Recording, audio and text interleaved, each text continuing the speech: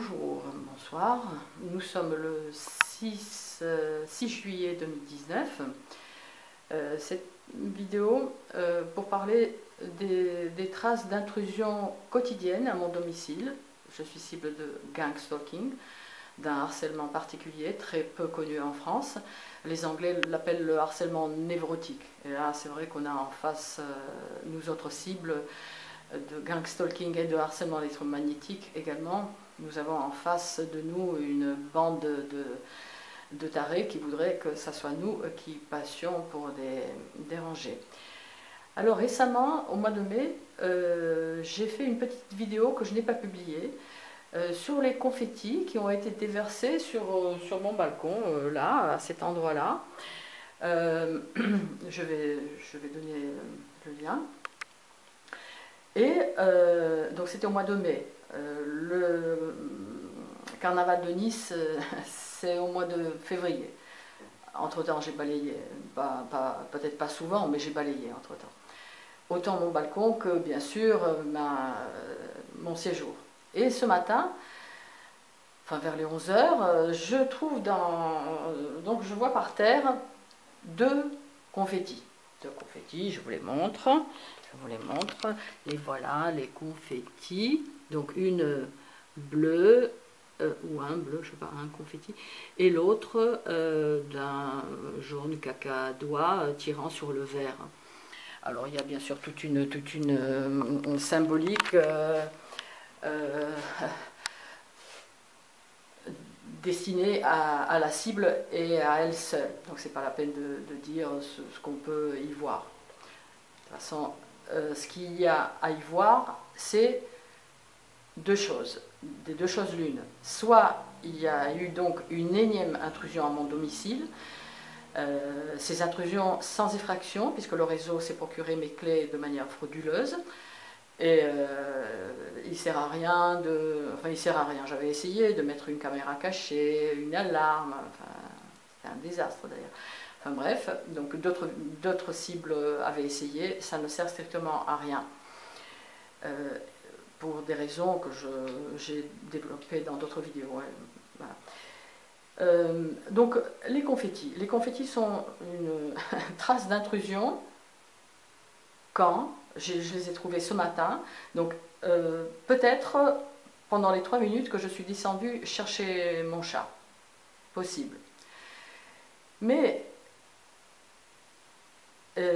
il y a une chose aussi dont je voulais parler, dont j'ose à peine parler, parce que déjà ce que nous présentons, ce harcèlement terrifiant, est nié en France, et tue. Et les cibles sont... tout est fait pour que nous nous discréditions. Tout est fait également pour dire que c'est nous qui sommes dérangés. Les traces d'intrusion sont de cet ordre-là, c'est-à-dire quasiment, ça n'a aucune valeur juridique, bien évidemment. Mais ces confettis, autant sur mon balcon que dans mon séjour, aujourd'hui, y ont été déposés soit par un tiers lors d'une intrusion, soit, et là ça m'amène à parler donc du sujet que je voulais évoquer aujourd'hui, l'hypnose forcée, une sorte de soumission qui peut faire que la cible elle-même ouvre la porte, prend les confettis qu'on lui tend par exemple, et les dépose elle-même. Ça va être l'eau sur le moulin des harceleurs, des criminels. Mais il faut évoquer donc cet aspect-là, donc l'hypnose forcée. L'hypnose forcée existe, si, on va pas me dire que non. Je n'arrive pas à faire mon montage, j'aimerais bien apprendre, mais il y a des choses qui vont pas. Alors, à propos de l'hypnose, en 2014, ça fait je suis cible de ce harcèlement absolument terrifiant. Il faut avoir une... enfin bref, donc je suis cible depuis 2014 et j'avais d'emblée trouvé un article qui s'appelle les techniques d'affaiblissement et de conditionnement. J'avais trouvé ça passionnant, j'avais mis ça de côté. C'est vrai qu'il y avait certaines choses tout au début de ce harcèlement où les gens rentrent chez vous, où ils déplacent les choses, où ils apportent des confettis, où ils peuvent vous prendre un objet courant, ils vous le remettent 3 semaines plus tard, etc. Toutes les cibles connaissent. Vous autres qui ne connaissez pas ce harcèlement, vous avez un article très intéressant, enfin un document PDF de Jocelyne Abadi, du harcèlement en réseau, un réseau de personnes, en bande organisée énorme, harcèlement criminel, au harcèlement global. Global, c'est-à-dire le harcèlement électromagnétique, les violences que je subis en ce même moment, aussi des tirs d'énergie dirigés à distance, qui tapent sur les implants qui m'ont été administrés à mon insu, lors d'une hypnose forcée, peut-être lors d'un sommeil forcé. Réveillez-vous, hein, les Français, réveillez-vous. En France, nous avons 37 000 pages web bloquées. 37 000 pages, contre 84 chez Poutine, et contre 0 page chez Viktor Orban. Là, j'ai fait un geste qui va être considéré encore par les... je sais pas, il paraît qu'il ne faut pas le faire. C'est les francs Mac, etc. Les francs Mac, voilà, les réseaux d'influence. Votre tour viendra. C'est cool. Alors voilà, donc je voulais vous lire ce document. Je vous donnerai le lien. Mais l'autre jour, je ne le trouvais plus. Enfin bref, bon, voilà. Donc, d'emblée, l'auteur parle des transformations très surprenantes de certaines personnes qui changent du tout au tout. Et il met ça sur le compte d'une hypnose forcée. Ça peut être dû à beaucoup d'autres choses aussi, bien sûr. Mais bon, voyons ce qu'il en est donc de... côté hypnose forcée. Une telle transformation est souvent le fruit de l'association de techniques d'affaiblissement physique que nous subissons, nous autres cibles du harcèlement électromagnétique, des tortures quotidiennes, et psychiques, annihilant l'esprit critique, aboutissant à un épuisement de l'individu et anéantissant les résistances et les censures des sujets les plus récalcitrants. Donc l'hypnose. L'hypnose, un nom assorti de controverses. Certains praticiens crient haut et fort que la mise sous hypnose ne peut se faire qu'avec l'accord et la confiance du sujet et que les suggestions en désaccord avec les tendances fondamentales de la personnalité sont immédiatement rejetées. Ils maintiennent, ces praticiens, qu'une personne hypnotisée n'est pas sous emprise, qu'elle ne perd pas conscience, garde ses capacités de contrôle et un esprit critique et n'obéit jamais, contre sa volonté, aux ordres d'un hypnotiseur, même le plus réputé, et ne peut pas commettre de vol ou de meurtre si elle n'a pas déjà des prédispositions latentes. Alors, je suis ciblée sur la fontanelle, sur les implants RFID, à radiofréquence. Demandez à Thalys ce que c'est, il sait ce que c'est cette criminalité. Et également un peu ici. D'autres hypnotiseurs, en revanche, affirment qu'il est possible pour un hypnotiseur de soumettre un individu à sa volonté. Son utilisation bénéfique, constructive et positive, lorsqu'elle est au service de praticiens compétents, sans intention malveillante, et soucieux d'apporter un soulagement à leurs patients, ne doit pas faire oublier son emploi dans un dessein délibéré, dans une intention délibérée, et ce, nettement moins honorable, de tirer profit et avantage de personnes sans se préoccuper des graves conséquences tant physiques que psychiques que peuvent en résulter. L'hypnose, ni bonne ni mauvaise en soi, ne vaut que par l'usage qu'en fait son utilisateur. L'hypnose de scène ravit les spectateurs. Vous vous souvenez certainement, il y a quelques années, ou même peut-être encore maintenant, Mesmer, le Canadien, hein, qui fait des merveilles sur scène, sur un simple mot, un conditionnement, peut faire s'effondrer une personne, enfin physiquement, hein, tomber, etc. Donc les sectes, quant à elles, apprécient son efficacité et emploient l'hypnose pour conditionner leurs victimes. Alors les sectes, nous, on a des criminels qui sont couverts par l'État, par le secret défense. Il y a des expérimentations illégales qui se font sur la population. Et dans le cadre de ces expérimentations, notamment électromagnétiques, les tortures à distance par des armes à énergie dirigée et par des dispositifs d'attaque à distance, dans ce cadre-là, l'hypnose forcée a tout à fait sa place. Toute personne capable de dormir est hypnosensible. La mise sous hypnose peut être faite à l'insu des individus. Donc c'est le spécialiste, c'est un spécialiste qui avance ça, professeur Kurt Tepperwein, technique secrète de l'hypnose. Alors, tout être humain peut être hypnotisé, quel que soit son degré de résistance, et même sans qu'il se rende compte des manœuvres dont il est l'objet. Tout en ce domaine est question de technique et de tactique.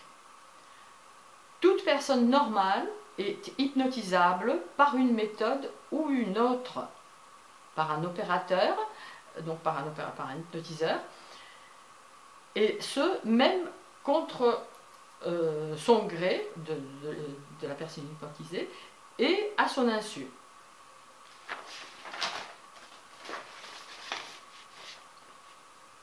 Alors, on constate que, aussi bien dans les livres spécialisés qu'au cours d'émissions télévisées, les spécialistes de l'hypnose ne cessent de soutenir la thèse de l'automatisme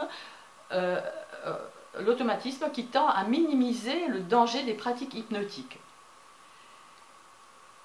considérées comme ne pouvant intervenir à l'insu des sujets. Je suis persuadée, donc dit la personne citée tout à l'heure, que ces praticiens ne peuvent pas ne pas être conscients de la fausseté de leurs affirmations. S'ils les multiplient, c'est manifestement dans le but, ces affirmations, pour rassurer à la fois le public et leur sujet. Mais dans un domaine aussi sensible, où quotidiennement la liberté individuelle et les droits les plus sacrés de l'individu peuvent être menacés, est-il légitime de chercher à rassurer alors que des mises en garde sérieuses pourraient permettre à certains de faire face efficacement à ces dangers, à des dangers réels? Edmond Bertrand, ancien avocat magistrat de l'ordre judiciaire, l'homme, ce robot.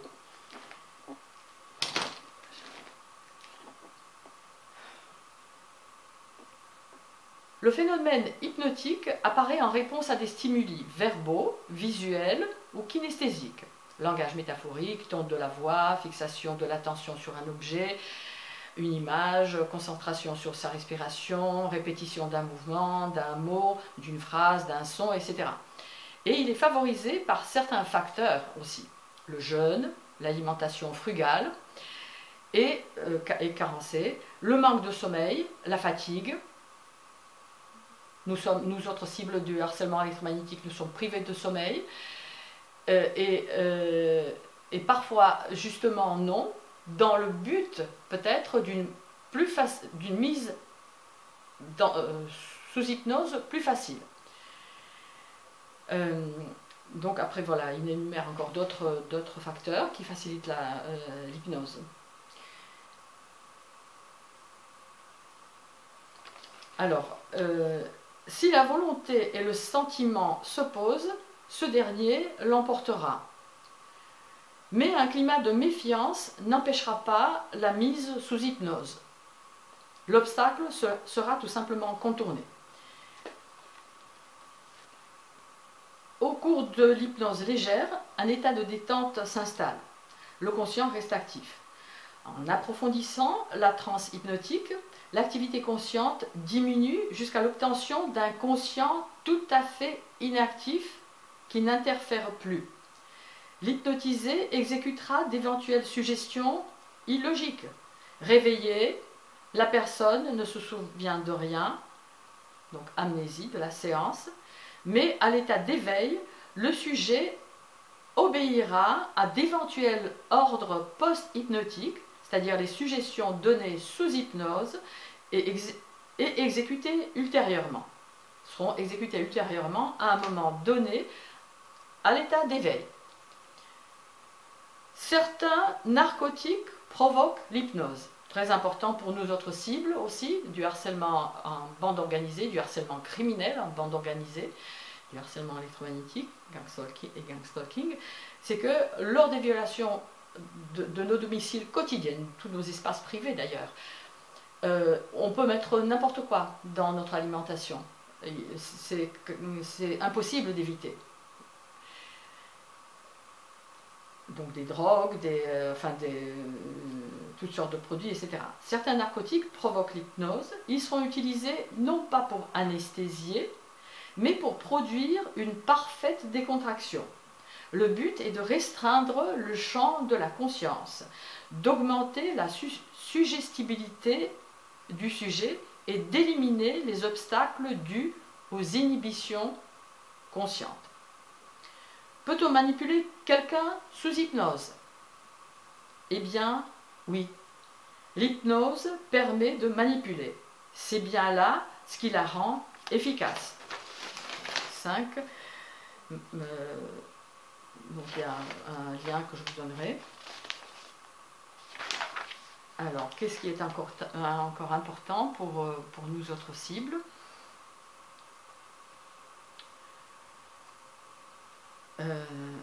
Donc sous hypnose, divers phénomènes peuvent apparaître, ça c'est connu, comme la diminution ou la totale inactivité du conscient. L'anesthésie, la paralysie, la rigidité musculaire, etc. Bon, c'était énuméré là. Voilà. Ces caractéristiques montrent la puissance que peut avoir l'emploi de la méthode hypnotique, mais aussi les abus possibles du fait que sous hypnose, l'opérateur manipule les idées, les affects et le comportement des sujets. La suggestion est le moyen de créer dans le subconscient d'une personne une image d'une idée donnée. C'est le procédé infaillible pour influencer les sentiments, les jugements et la volonté. La suggestion, pour avoir un effet, doit contourner les résistances du sujet. Elle ne doit pas heurter de front la personnalité de l'hypnotisé, mais l'amener à adopter le comportement et les réactions souhaitées. Alors, bon, le professeur liégeois, par exemple, apparemment connu dans le monde des hypnotiseurs, a démontré, de par ses expériences, que des crimes pouvaient être commis au moyen de l'hypnose.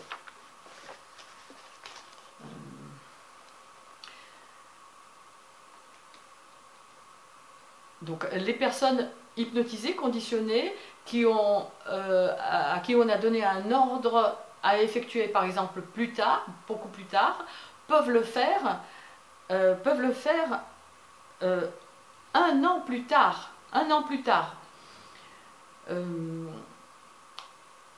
Et les gens trouveront toutes sortes de bonnes raisons pour justifier leur comportement qui souvent est illogique. Peut être illogique. Donc la demande de l'hypnotiseur, c'est un cas classique apparemment, est d'aller à un certain endroit et d'ouvrir 3 fois son parapluie. la personne le fera, elle peut le faire des mois, voire, disent-ils, un an après l'ordre donné, et se justifiera, trouvera toutes sortes de justifications possibles pour dire que non, elle l'a fait parce qu'il faisait chaud, parce que ceci, cela. Et voilà.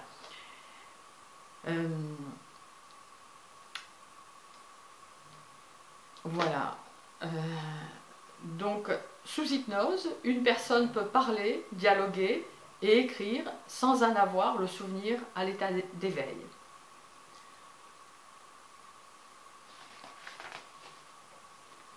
Des documents, donations, procurations, legs peuvent ainsi être signés sans en avoir conscience. Voilà. Il ne fait aucun doute, pour la plupart des spécialistes, qu'un conditionnement de l'inconscient à l'insu du conscient est possible. Il peut être le fait de groupes partisans ou criminels qui trouvent là un moyen de s'attirer des complicités qu'ils ne pourraient obtenir autrement, bien évidemment, bande de criminels.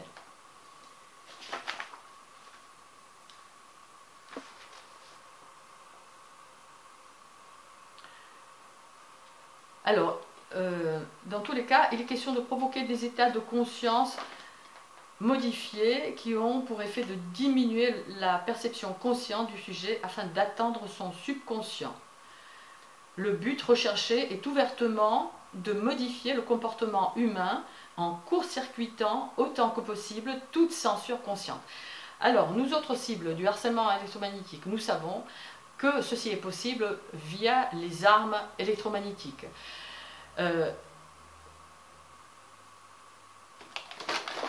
Ceci est possible, enfin les recherches de comment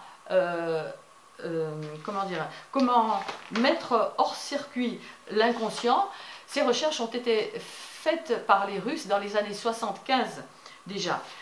Et par exemple, il y a eu un programme mené par le Dr Igor Smirnov qui comportait 5 sujets.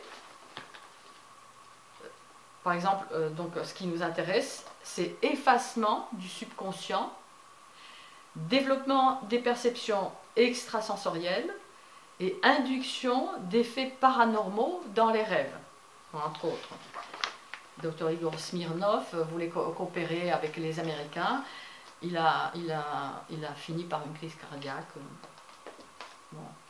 Et c'est les Américains qui sont les détenteurs de tout ce qu'il a découvert. Cantor Satan. Bien. Donc voilà. Voilà. Alors il y a quand même pas mal de choses encore assez intéressantes, mais bon, je ne veux pas faire trop long non plus. Les drogues, ces substances ont pour effet de modifier le psychisme. Produit d'origine animale, chimique ou végétale, l'usage de drogue est responsable d'une diminution de la motricité, de la sensibilité et de la résistance aux infections, de troubles des fonctions intellectuelles du fait de son action sur le système nerveux central, de confusion mentale, de délire, d'hallucination, d'angoisse, de sentiments de panique, de tentatives de suicide, d'un état de dépendance physique et psychologique. Ces toxines, présentées parfois comme compléments alimentaires, potions magiques, etc., par les sectes, là, donc sont peut-être mélangées à la nourriture ou injectées à la racine des cheveux. Je viens de l'apprendre. Pendant une séance d'hypnose ou pendant la mise sous sommeil radio via les radiofréquences, etc.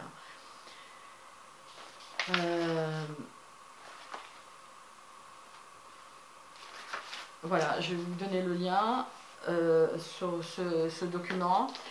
Le fait est que, comme je le disais dans mon article publié dans la revue Top Secret en 2016, numéro 84, je disais à un moment que ce qui était super angoissant, c'est se réveiller le matin et de se dire mais c'est juste impossible que quelqu'un soit rentré.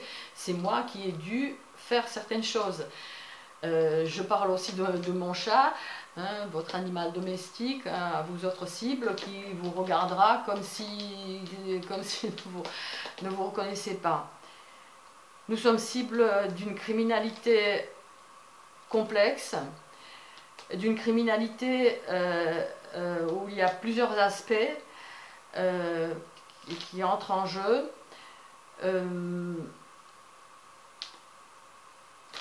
Pour ceux qui parlaient anglais, essayez de vous renseigner.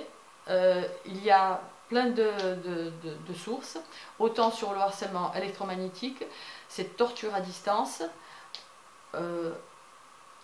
par des armes à énergie dirigée, que par les dispositifs d'attaque à distance, qui peuvent bien sûr détruire petit à petit. C'est le but, c'est l'élimination physique d'une cible blacklistée. Mais nombre d'entre vous êtes déjà dedans, dans cette criminalité, parce qu'elle se pratique sans barrage d'aucune loi. Et certains policiers, par exemple, hein, certaines personnes des forces de l'ordre y participent. Donc là, tout... Et surtout, comme le dit le très cultivé Hergé dans son livre, les services secrets qui noyautent absolument tout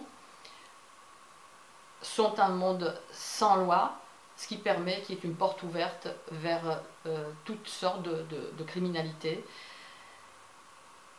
La pègre le sait, la pègre nous nargue. Ce que vous ne savez peut-être pas, parce que nombre d'entre vous êtes relativement jeunes, c'est que des revirements, autant politiques que dans la vie de chacun de nous, chacun de vous, peuvent survenir, que vous ne pouvez pas maîtriser. Ce n'est pas vous qui maîtrisez tout. C'est un peu plus haut que ça se passe.